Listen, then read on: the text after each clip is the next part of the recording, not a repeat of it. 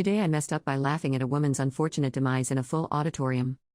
This happened a few years ago. It was my first week of university studying law. I met a young guy a few years younger than me, let's call him Dave, in my class who I spent most of the first week with. It was our first ever criminology class, and it was a new lecturer, a woman in her mid-20s, and the lesson was in an auditorium of nearly 100 people. She began by explaining the difference between manslaughter and and began to tell us of a real case example.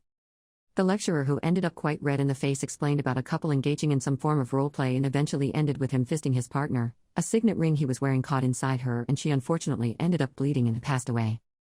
Now comes the mess up. Obviously, after this story there was a very awkward silence. Dave thought this break in noise was the perfect time to ask me a pertaining question in his innocence. I get why that would be considered manslaughter, but why does she keep saying fisting instead of punching? The question was so hilariously innocent at the worst ever time. I'm now sitting cry laughing unbelievably loudly after this absolute horrible story. It was 100 times funnier, like a joke at a funeral, because I knew how